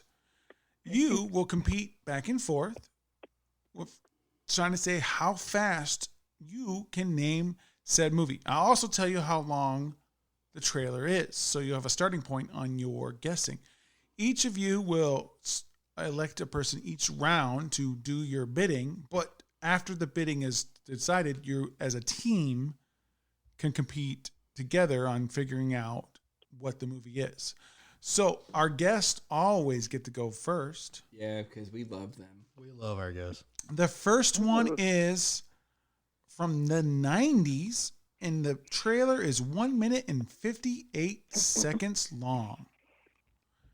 you guys get to go first on saying how long you can name that film. Oh gosh. What are you feeling, Glenn Rant? No, you have it. Casey, it's you first. Oh, sorry, it's me first. Okay. Only table talk when you guess, right? Correct. Okay. Table talk only when you guess. I could maybe guess it in 30. Oh shit! Wow. Okay. We'll see. It depends on how much time they waste up front saying you've been here for the such and such. I'm gonna say 25. Ooh. Oh, okay. Now, if you don't think he can do it, you say name that film. Or you... If not, you gotta give a lower number. Name that film, man. Fuck. Name that film. All I'm right. just trying to be ballsy. All right. Headphones on. Listen tight. 25 seconds. Starting now. In an age of darkness. May God have mercy upon your souls. Something's wrong. Something's amiss. And a time of evil. You shall die! When the world needed a hero. The swallow our souls. I'm about to die! What it got was him. 25 seconds in. You have 10 seconds to guess. There 10. There it is. What's the answer? 8. It's gotta be a Disney movie, right? 7. MacGruber. 6. MacGruber? I don't know. I don't have to guess till. No, after you don't. does, You right? get the point if they get it wrong. So He said group something. Yeah. We'll say MacGruber. MacGruber? MacGruber, whatever the fuck it's called. From the 90s. From the 90s? Oh. I was thinking Flubber at first. Oh, guys. If you would have said 26 seconds, you would have heard. Groovy. Throw your shoelaces untied. Army of Darkness. He's a 20th century guy. For that arrogance. I still don't know it. It's It's a Evil Dead movie. I wouldn't have got it then. 1 point to our guess. Good job, guys, on making them go too low. No problem. You guys are now in the lead, so therefore they get to say the seconds first. How many seconds it'd be? We have a movie from the 80s. The 80s. This time it's Glenn versus Honer. Honer, what is your first guess? The trailer is 2 minutes and 21 seconds long. My first guess is to say, fuck you, Glenn. Oh. Wow. And I'm going to say 40 That's seconds. a guess. 40 seconds, Glenn. 40 Does seconds. that count against him? Is that part of his guess? If you ask Bruce for the stretch. 40 seconds. We'll go 35. We'll go with 34. We're already winning, right? So we'll go 33. 30. 25. Name that film, Glenn. All right, Glenn, you got 25 seconds with your partner, Casey. Here we go. It's going to say it like right at the beginning. Yeah, well. Do you remember the future?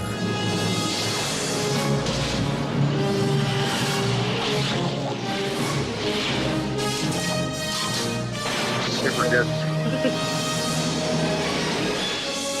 You've got to come back with me. Where? Oh my gosh. Glenn and Casey. You better not fucking guess Glenn, it. do you think we need to confer for a minute? Confer for a second and give me one concise answer. He goes, We're ready. We're ready. All right, what is your concise answer? Glenn, give it to me. Back to the Future. Back to the Future 2. Oh, fuck. no stretch. Damn, no stretch here today. Yeah. It is all tied up. That was sneaky. Good job. Well played, bastard. Wow, You're a bastard. I'm surprised. All right. I'm surprised he didn't give him that to him. Wow, Glenn, you don't know how to count, bro? There's 2, 3 movies. So we're going to switch it up a little bit, and now it's Honer versus Casey. Oh, shit. You lost the last round, Casey, so therefore you get to say first. We have a trailer from the 2000s that is 1 minute and 54 seconds long. Jesus Christ. I can name it in 40. I can name it in 38. I can name it in 35. I can name it in 33. He didn't sound confident in that 33. I can name it in 30. 29. Ooh. Name that film. Fuck. 29 seconds. Here we go. Oh, this is easy. Deep underground, in a top-secret research lab, security has been breached. A deadly virus capable of contaminating the entire world has been released. Oh my God. We have to get out of this building. What was that? It's the brakes! Confer for 30 seconds. The only thing that came to mind was like Resident Evil or Doom. Yeah, it seemed like It said Underground, that gave me Doom, but I didn't hear The Rock's voice in that. I know if it was The Rock, obviously would have got it. But all right, I need a concise answer from only owner. Okay, so it said Underground.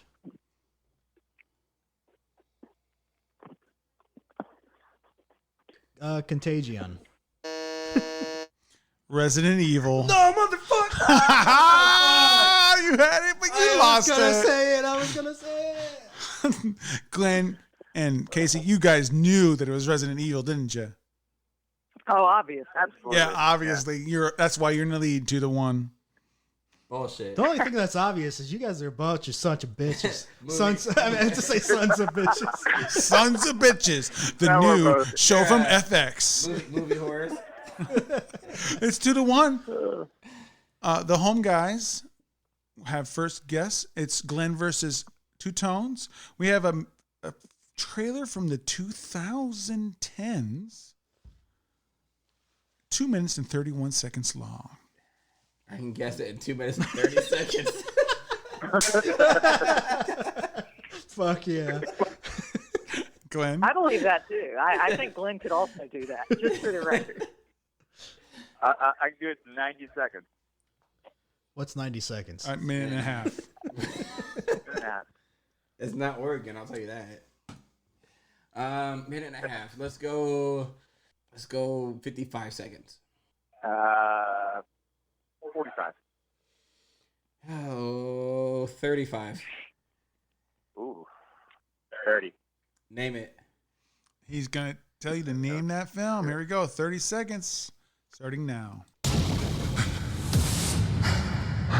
In this wasteland, I am the one who runs from both the living and the dead. A man reduced to a single instinct.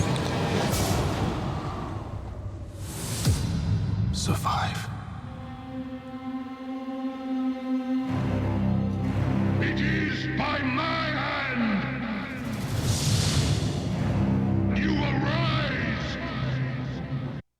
Thank you. Gosh, Casey. Was there a... It's from the 2010s. It basically sounded like a Yeah. Wasteland movie, I guess, if I could put it in the words to help you. Like I'm thinking, I don't know if you can see the titles of like Mad Max originally, or what do you call it? The actual words on it didn't ring a bell. Well, I heard him say something about You Will Rise. Yeah, I'm like thinking Transformers Rise of the Fallen, but I don't know if that was in 2010. I think it's as good a guess as any. It's not exactly 2010. It's the 2010s. So you have from 2010 to 2019. Hang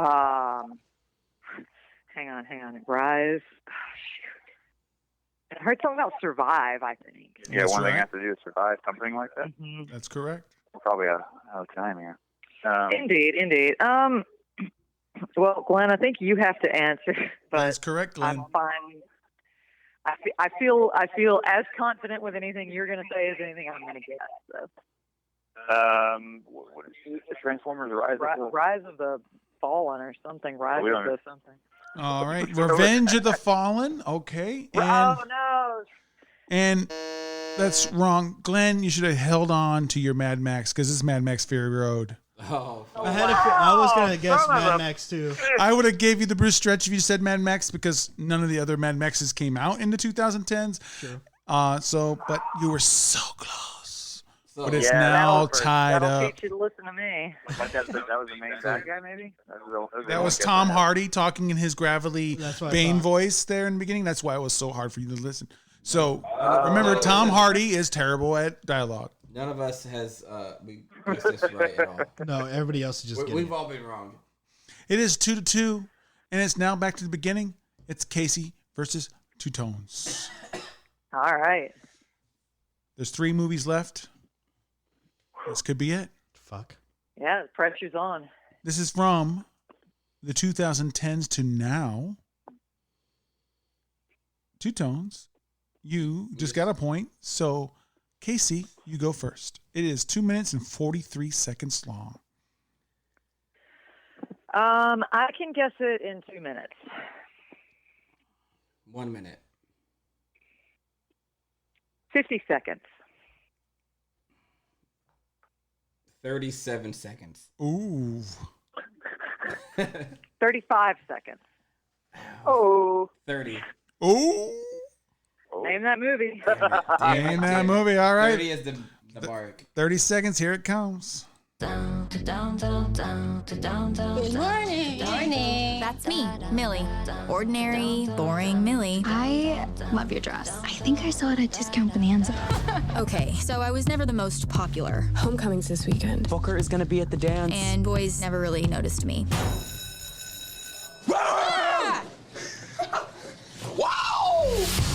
Honestly, if this was a horror movie, I'd be one of the first ones to get killed. Cute. What's that, like Duff movie? What's that called? It sounds like Freaky. You two are on the clock. I want to say it's The one by Vince Vaughn and I that don't girl. think it's that one though. But it sounds like that. It's either that one or the Happy Death Day. Like it sounds something like a teenage horror. I was slasher thinking movie. Duff, where she's like the ugly friend. And Yeah, but that's a horror movie. that is. I think it's a horror movie.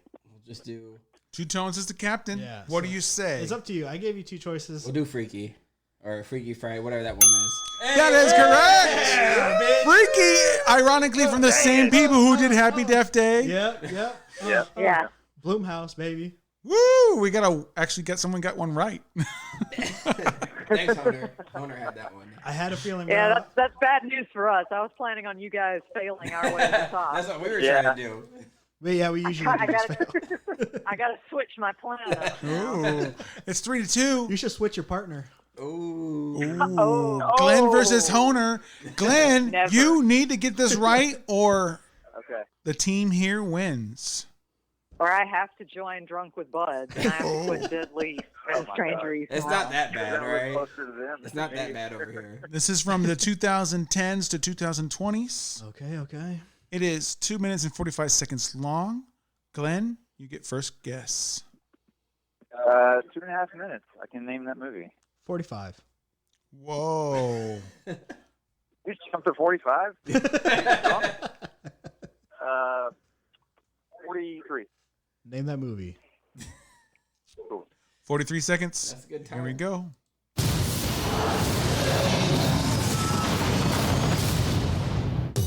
Well, this is a fun group. Welcome to detention. Spencer, Bethany, Fridge, Martha. You're all here for a reason. Hey, person walking. You should be thinking about who you are and who you want to be. You'll have plenty of time to figure that out while you're cleaning out the basement. Are you gonna help or are you too pretty? I'm too pretty. Yo, what's this? A game for those who seek to find a way to leave their world behind. Jumanji. You pick a character and you're that person in the game. Which one do I pick? I don't think it matters that much. Bruce Finbar. Sounds like a badass. I'll be. 43 seconds in. Glenn and Casey decide. So, is there a sneaky title to it, though, Casey? Yeah, it's in there. It's a remake of a movie that you've already seen, and you heard the title. Yeah. Yeah. I don't know if it had like a Jumanji colon the rest of the title. Yeah, that's what I'm saying. So please don't disqualify us if we don't get the whole title. Yeah, please let us get it, even if we're not quite right. So just to be super clear, it's the one where Jack Black is a pretty high school teenager. That's the Jumanji we're talking about. All right, Glenn, can you say the same thing since you're the captain on this episode? Yeah, it's the whole thing. So Jack Black, right? Jumanji with Jack Black. Jumanji, Welcome to the Jungle. Yeah. That's the one. But I would have gave it to you anyways because there wasn't any other Jumanji film in between those. Well, it was just those two. Yes, because 2020 had Next Level. Oh, it did. See, I thought you were going to okay. loophole us the other way, and you ended up loopholing us in the good way, as they say. Yeah, he can be like that. Yeah, we never know what he's doing. He's so tricky and unpredictable. We're in the last one. Oh. Winner takes all. Back. Oh, This wow. is from the 2010s. That doesn't sound right, but that's what it says.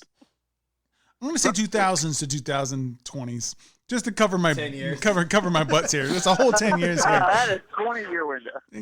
Quite a wide net, So but all right. my buds here from the Buttheads versus the movie buffs. Since we're Dead Leaf Productions, we could be the Deadheads. The Deadheads versus the Buttheads. That's fine. You guys get to guess first. It's 2 minutes and 22 seconds long. We go first? You go first. They got the point. 1:30. Oh, yeah, you're right. It would be you versus Glenn this time. 1:30. Oh, is it me? Did I just go, Casey? Yeah, but it's you this time on the snake. Okay. Sorry, what time did you say? I think he said 1 minute, 30 seconds. Yeah. Okay, 1:15. 55 seconds. 55. 50. 43 seconds. Name that. Oh, giving them a control on the final round? I don't know. Let's see if that strategy pulls out. 43 seconds. Here we go. There is a sport where teams from around the world Looks like we got the Brits in round one. gather to compete. We're gonna put the skitters in your Alan Wickers, you plonker. Do you know what he's saying? Beer Fest. Let the games begin. We've been training for a super secret international beer drinking competition, and we're taking on the Germans for national pride. Yeah, why don't you go back home to your strip malls and drink your Zimas and Smirnoff Ices? Oh yeah, oh yeah. A competition If we're gonna drink like the Germans, we're gonna need a little help. where revenge How long did you have? 43 seconds. I was going to name it before they even said the title. Was that Super Troopers? Yeah. Oh, is that your guess? Oh, wait. It's Before Two Tones who gives before the they answer. said the title of the movie, I was going to guess this. I didn't know until they said it, honestly. It's Beer Fest. And they win. Congratulations! Give us your victory speech, you two. Thank you, Bruce, for making the last guess a beer-related movie. Because I mean, we are a beer-related podcast. We get that. So I kind of knew that was going to be there somewhere because, you know, Eventually. you love us. And you guys that we played against, I'm sorry, but you guys lost because you're losers. No, we love you guys, but we won, and we don't win often. Yeah, so, Stocks to Stock done that. So fuck you guys, because we don't. That turned into a whole fucking thing. Yeah, fuck you guys. All right. So we don't win much. Yeah, we don't at all. So we've had a great time. Can't we wait to appreciate get the back. wins. Yeah. Well, congratulations, guys. You get a victory versus them. Unused trailers, because I go by time on this, was Constantine, I had a feeling Constantine was going to Cabin in the Woods, and The Inside Man. I don't know that one at all. Yeah, I would have had Inside Man. Oh, well. All right, guys. So we are done with that Bruce shit. Give us your final thoughts on this beer. I like this. I don't think I've had a cream ale before. It definitely feels seasonal. I don't think that it's past about March, but I like it. It's interesting. It feels cozy. Cozy. That sounds good. Seasonal definitely makes sense to me with my aesthetic knowledge of beer. But I do kind of like this one. Okay, so I would give it a 4. All right, a 4. What about you, Casey? You didn't give it a score again. Oh yeah. I'll give it a.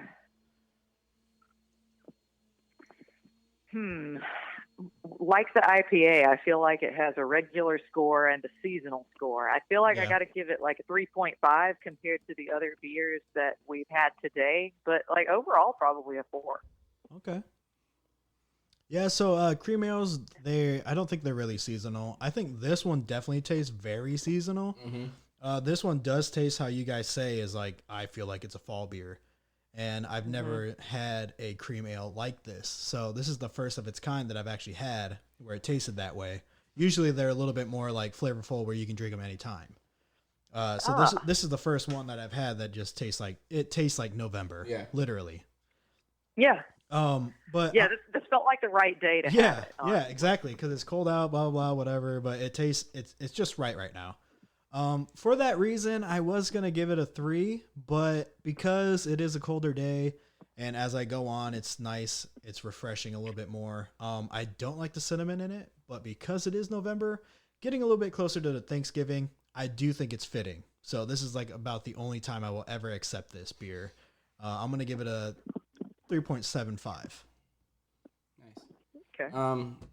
I agree. Obviously, it's an October beer or it's a Thanksgiving beer or a Christmas beer without being labeled that. Like, we all agree.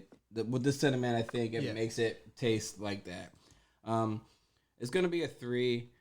It was good, but I'm just not a fan of all the cinnamon in it. 3 is still a lot.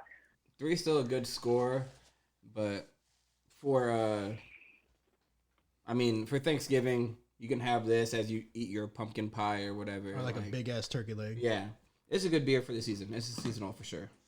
I gave it a 3.75. I liked it a lot. I have had cream ales before. Only thing I don't get is I've never had Orzata glazed donut before. Yeah, me neither. So therefore, if it's a cinnamon donut, they hit it right on. But I can't get donut from this. I just get cream ale with cinnamon. Yeah. It's very good for that. The horchata is going to be the glaze. Oh. So that is going to be like a lightly sweetened, creamy cinnamon. So maybe since I had like a sense of where they're coming from, it felt pretty on the money to me. Well, they did a good job. I give it 3.75.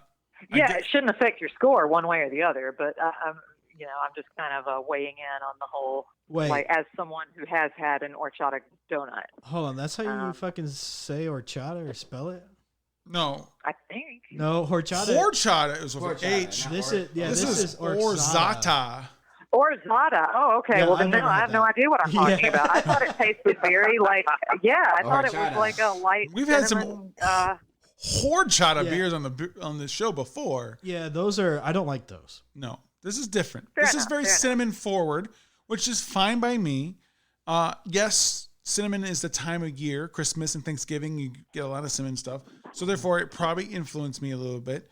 But overall, very good.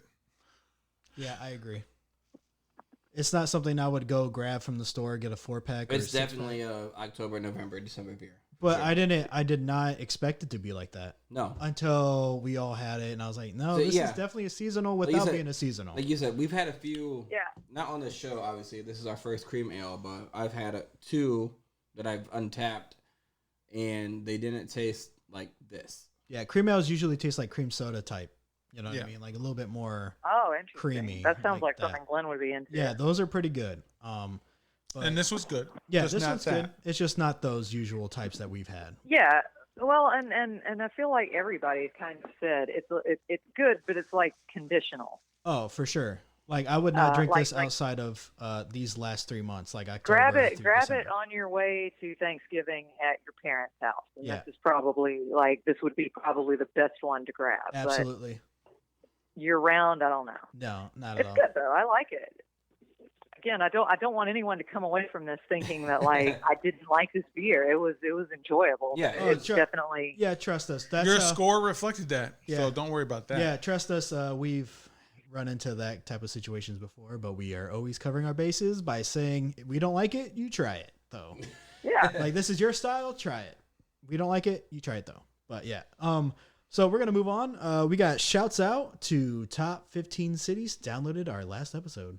Chicago, Illinois, Portland, Indiana, Spokane, Washington, Granger, Indiana, Mishawaka, Indiana, Bladen, Florida, San Jose, California, Fort Worth, Texas, Roseville, California, Kennewick, Washington, Concord, New Hampshire, Grand Rapids, Michigan, Bluffton, South Carolina, Clemens, North Carolina, Hagerstown, Maryland, Mullica Hill, New Jersey, Caledonia, Michigan, Surrey, British Columbia, West Chicago, Illinois, Naples, Florida, South Bend, Indiana, Salem, Massachusetts, those witches, DePierre, Wisconsin, Bayonne, New Jersey, Columbia City, Indiana, Hudson, New York, Wheatland, Iowa, Franklin am Main, Hesse, Germany, St. Petersburg, Florida. I like the Germany one. Yeah, the Germany was nice. I like that one. They've been on for quite a while. Maybe it's my old roommate Dominic. Hello, Dom. Maybe, or it's just Hello, some Dom. straight up German guy who loves beer. Or it's Dominic. Hey, Dom. Dom. So we have Last Call. I forgot what the other one's called. Don't worry about Guestbook's it. the last No, one. no, I was thinking of the Steele's Dive. Okay, Steele's Dive is Last Call. About to kick you out. You guys are having a nice brewskis time, and you have one beer from tonight's episode. Which one are you picking as your last call before you head home? Not necessarily your favorite beer. Yeah. It's the one that you want to end the night on. So think about the flavors. Think about what you would want to leave lasting in your mouth, I guess.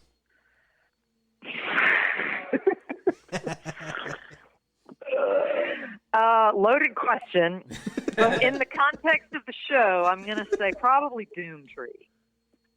I think that could go with pretty much anything that I ordered off the Steele's Dive or anyone else's menu, and I wouldn't feel super weighed down later. Glenn? I think I would go with the first one, whose name I'm forgetting now. Doomtree. That was also Doomtree, you friggin' copycat. Another Doomtree. Well, let's just attach my wagon to the bandwagon. I'm going to go Doomtree as well. Yeah, I was going Doomtree also. All right! Doomtree's we all didn't around. expect to cast this role with the first person who auditioned, but he came in with a lot of confidence. Yeah. He showed some versatility and range, and we were very impressed. I really do want another Doomtree. Yeah, the Doomtree yeah. was fantastic. It's a good... We've never had that where everybody chose... Well... Almost. To stretch the with our casting guests. metaphor further. Now it's time for It the next. came in like a young Paul Newman, light, refreshing, Yeah. very confident. Yeah, it came in. It was nice. Good first starter, but also we all like, you know what? We could end it off with that too. Absolutely. It can carry the whole picture. So we got to sign the guest book here, right? Yep. So this is where you guys, I need you to pick the beer that you like the most.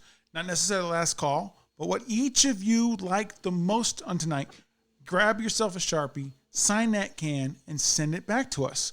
We'll pay for the shipping. We have a wall of all of our guests with all their signatures and stuff on there. It's the guest book. So please add to it. If it's on the same can, that's great. If it's not, put it on 2 separate cans. Which ones are your favorites? Excellent. We'll get on it. No, I'm asking. Which one was your favorite? Like overall, no, I think probably. I think maybe my overall favorite is the blueberry cheesecake, but again, Doomtree is probably the one that I am most likely to order. Okay, Glenn. I think so as well. Doomtree for me. I'm not screwing up number 1 and number 2, but yeah, Doomtree. Well, I'll get with you later tonight or tomorrow with the address to send the 1 or 2 cans. I'm not really sure if it's going to be a blueberry and a Doomtree or just a Doomtree, but sign those babies, and then I'll give you the address to send those back, and then let me know how much it costs, and we will give you money back for that. Whew, sounds good. All right, so we have socials and final promotion. So we have you guys. What do you guys got for socials? And promote whatever you want to promote. Yeah, where can we find you? What do you guys got going on? So first and foremost, please watch our movies Driven and Killer Concept. They are available on IMDb TV and Amazon Prime, respectively. Both are also available on Tubi. For free? Yes, they're free. My socials, I am citizen_case on Twitter, and I'm just Citizen Case on Instagram. Nice. And I am Artist GP2 on Twitter, Instagram, etc. What about you, Bruce? I'm Bruce the Beer Bandit on all social medias, including Untapped, and Beer Bandit Bruce on Twitter. Please check us out on our online website, which is drunkwithbuds.weebly.com. Check us out. Our episodes are there. Upcoming events. You can use the tab that says beer recommendations. You get a beer from your area? You want us to put on the show? Hit us up. We'll try to find it and get it on there for you. Mm-hmm. We definitely really love to do that. So please. Okay. And we're available on all social medias. You can now find the podcast on Facebook now. Yep. Our Facebook page now has it on there. You can find Spotify. I mean, you name a service, we're on it. Pornhub. Okay. We're on it. We're about to be. I'm on it right now. Oh shit. I thought I saw your ass. I am Two Tones here. You can find me on Twitter, on Instagram at the number 2tones87. What's your Cash App? Same thing. You want to send me some money to help motivate the show to be a little bit better? You can make sure you put DWB on there, or he's going to take the money. If you don't put Drunk with Buds in the signature or whatever you want to call it, I will keep the money and say thank you. I am Honer Creations on Facebook, Instagram, TikTok. I make dumbass videos for dumbass people like me. I am also the social media guy on Drunk with Buds. So if you are contacting us, you will be contacting me. And my personal is on Twitter. It's PETOWNE. Thank you, Glenn and Casey, for joining us. Yeah, thank you so much. I'm so glad you were here. I hope you had a great time. Please watch Driven. Please watch anything they've done. YouTube. And please keep listening to Drunk with Buds. Yeah. This is a lot of fun. It was. Thank you guys for having us. Yeah, of course. We're better in person, but... and Casey, it sounds like you can be in person next time you want to come. Oh, that's true. Yeah, I'll touch base with you guys once we get settled up there. Oh, I'll probably drag Glenn up eventually, so who knows? Yeah, we'll make it a family affair, and you can get revenge for your loss. Exactly. And you can punch us in the gut. So hit us up with some music that punches us in our gut or our ears. All right, guys. So thank you for listening. Punch me in the ear. Thank you for listening, everybody. Stay sexy. We'll be back next week. Right now, we have free no copyright beat, bling, hype freestyle type beat, free type beat, no copyright music by Beats Provider on YouTube. Now, Glenn and Casey, come on, join in, rap some. Oh, Casey, it's all Casey. Oh, I don't know if I can hear it enough. Let's see.